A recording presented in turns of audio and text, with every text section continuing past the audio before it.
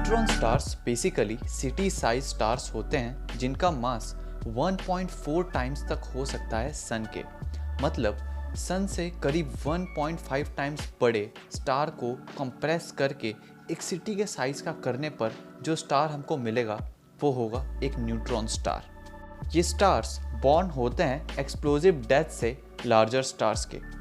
जब हमारे सन से करीब 4 to 8 टाइम्स बड़ा कोई स्टार एक्सप्लोड होता है एक वायलेंट सुपरनोवा ब्लास्ट में, तो उसका आउटर लेयर ब्लो ऑफ हो जाता है स्पेस में और पीछे छोड़ जाता है एक स्मॉल हाईली डेंस कोर जो कोलैप्स होता रहता है अपनी ही ग्रेविटी की वजह से।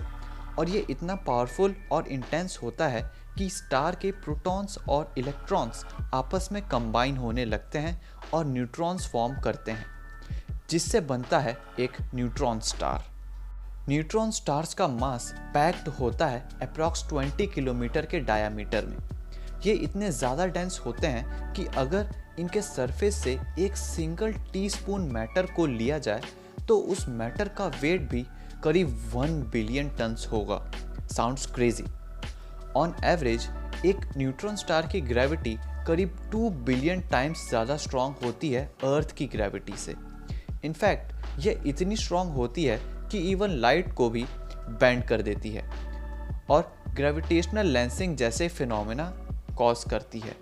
एक न्यूट्रॉन स्टार बहुत फास्ट स्पिन भी करता है और इसकी स्पिनिंग स्पीड हो सकती है करीब 43,000 टाइम्स पर मिनट, यानी कि एक मिनट में ये स्टार्स करीब 43,000 टाइम्स स्पिन कर सकते हैं। In fact neutron stars different types के होते हैं और एक बाइनरी स्टार सिस्टम में ये स्टार्स अपने पेयर्ड स्टार के मास को सक करते रहते हैं। कुछ neutron stars high energy jets release करते हैं स्पेस में ऑलमोस्ट लाइट की स्पीड से। साइंटिस्ट इन्हें पल्सर्स कहते हैं।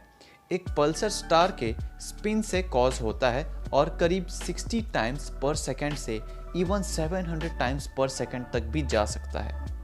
नॉर्मल स्टार्स की तरह ही दो न्यूट्रॉन स्टार्स एक दूसरे को ऑर्बिट कर सकते हैं और अगर ये एक दूसरे के ज़्यादा क्लोज हों तो ये इवेंचुअली एक दूसरे से टकरा सकते हैं, जिस कोलिजन को कहा जाता है किलोनोवा। ये कोलिजन्स इतने स्ट्रॉन्ग होते हैं कि ये स्पेस टाइम के फैब्रिक के थ्रू रिपल्स कॉज करते हैं, जिन्हें ग्रेविटेशनल वेव्स कहा जाता है। सिमिलर फिनोमेना दो ब्लैक होल्स के कोलिजन से भी कॉज होता है। रिसर्चेस से ये पता चलता है कि neutron stars one of the primary sources हैं यूनिवर्स में हैवियर एलिमेंट्स के फॉर्मेशन के पीछे, जैसे कि गोल्ड और प्लैटिनम जैसे एलिमेंट्स।